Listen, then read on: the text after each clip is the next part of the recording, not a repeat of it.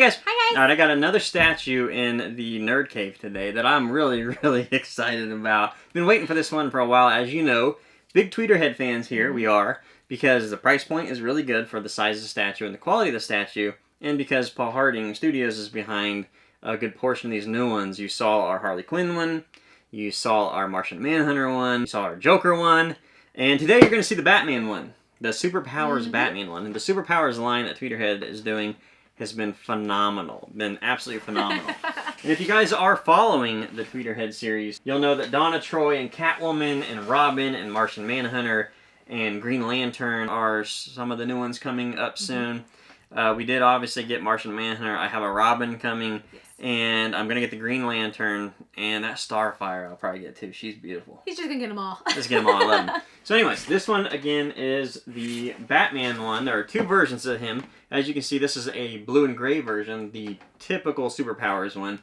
And then they also have a black and gray one coming out as well. So, let's get into the box. Yeah, let's get into the box. Again, this is a 1/6 scale. So if you guys are like Hot Toys collectors or 1/6 scale statue collectors, you'll know that the scales of these are... Actually, they're kind of big because they put them on giant bases, yes, which is good. Because 1/6 scale can be kind of small as a statue collector, but they usually get all the way up to like 20, 22 inches because of how big the bases are. Ooh, I can smell the paint. Alrighty. Top. Top. It says top right on the top. You probably can't see it, but I appreciate that. I appreciate when statues do that. So this feels really light, actually. Does it? Yeah, feel it. Pretty light. Oh, that is very light. So we're gonna get into this and get excited because these are some of my favorite statues out right now. Mainly because, like I said, the price point. Statues are expensive, and they're getting more expensive all the time.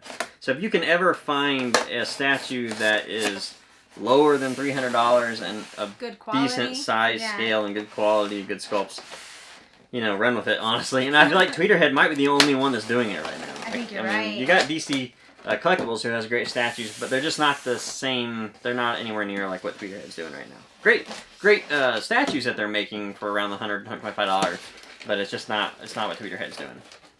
So let's take the top off here. I see a head. I see the Batman head, and I can already tell you the sculpt on it is awesome. Okay. Let's move our little spin table in here so we can take a look at him. I think this is... Nope, that's body. That's the body. Let's get the base out here first. So for some reason I thought that was the base.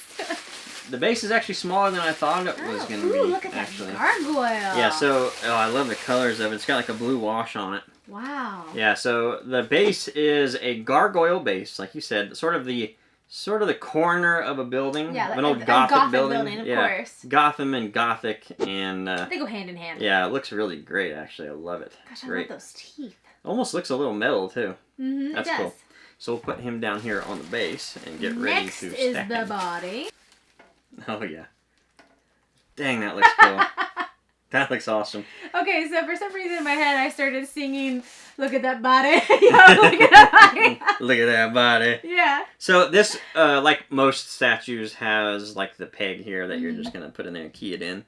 And on the top here, it's got a smaller peg that will key. I didn't even pay attention to that. Hopefully it'll go easily because that's a lot to do actually, and it does. So great. Smooth. I'll just say this: we've had a bad experience this week. Oh man. You guys aren't going to see it yet, maybe ever. I don't know. But we did get a Sideshow premium format statue. We started. My favorite Green Arrow. Green is oh my awesome. God. We've been waiting for months for Spent a lot of money on it. And we were excited to finally get it, and it didn't fit in the base, and it was broken, and this is as far as I want to go right now. We had a few choice words to say. Yeah. So far, it's looking great. It's looking... and there's not... They've got the spray that they've used gives us a really good flat look, too. It looks like cloth. It doesn't look like a statue, like a resin. Okay. Great sculpts. Okay. What's next? I believe we're probably going to do the cape next. What do you think? The cape? I was going for hands. We don't go by directions. We don't need no directions. I would say the cape. Oh, the cape is all one piece. Okay. So this can be. Let's go ahead and do the arms then. I guess you were probably right. Look at that. It's on camera. You were right. So we gotta key in both hands here, and they're magnetized, so they fit in really well. I can appreciate how the what are those called? Those little flanges on his yeah. gloves. How Yeah. they're not so fine and thin that they look like they'll snap. They are thick, so they aren't as fragile. Right. And so far, everything is keying up so nicely. And I love when that happens in a statue. Do you want to get this out, or do you want me to? Kinda. Let's see what we got here. So one thing about Tweeterhead, I think everyone I've ever had anyways, the capes and the heads are usually one piece, typically. And they use a really light, almost a light plastic or something, resin, for the cape, which is great so it doesn't weigh it down so much. And that's something I like about the Tweeterhead statues. Well, because of the sheer girth of that could make that flip over if it was super heavy, but it's not. Gosh, that's pretty. That's awesome. Leaves you speechless, doesn't it? Look at this Batman. So, he's pretty. I have a lot of Batman stuff in my collection, a lot of Batman statues and other things of that sort.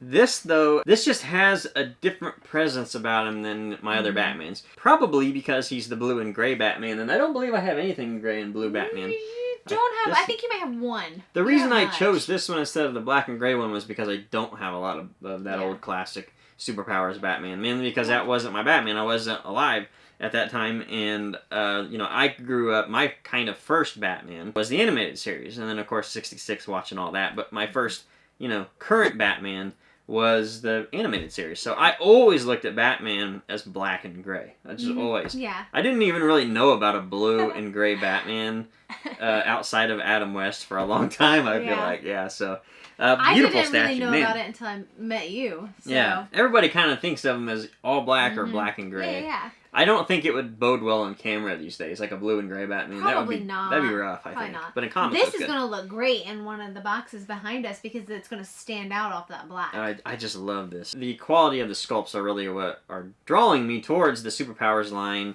The Tweeterhead in general, at least what Paul Harding Studios are doing. Really, all of them are great, but Paul Harding, and especially his stuff, has been and just impressing me, just impressing the heck out of me.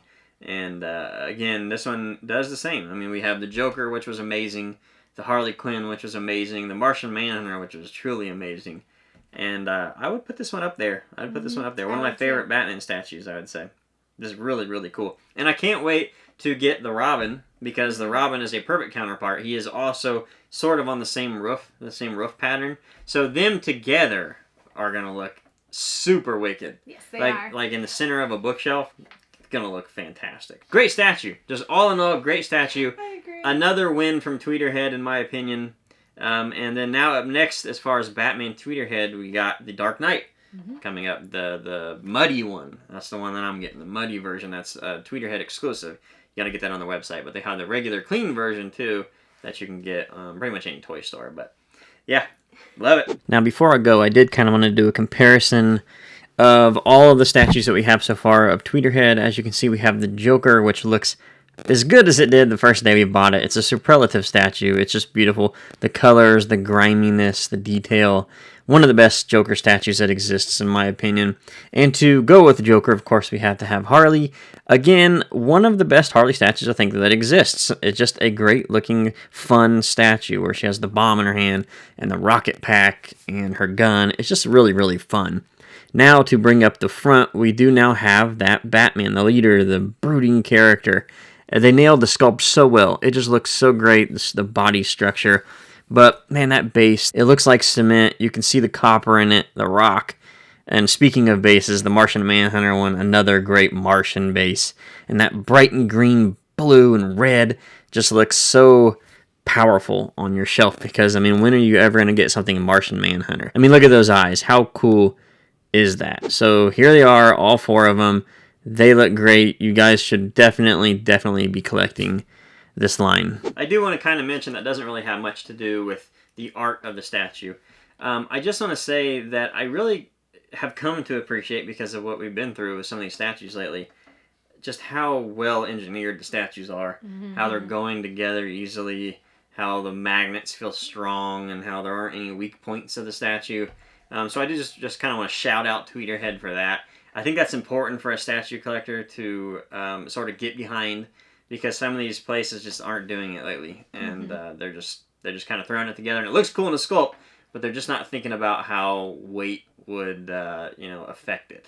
So yeah, Great statue, guys. If you're a Batman fan, this would definitely be on my recommended list. So again, thank you, Tweeterhead, for making such awesome statues for a pretty good price. Thank you guys for watching, and we'll see you next time. Thanks, guys. Bye. Bye.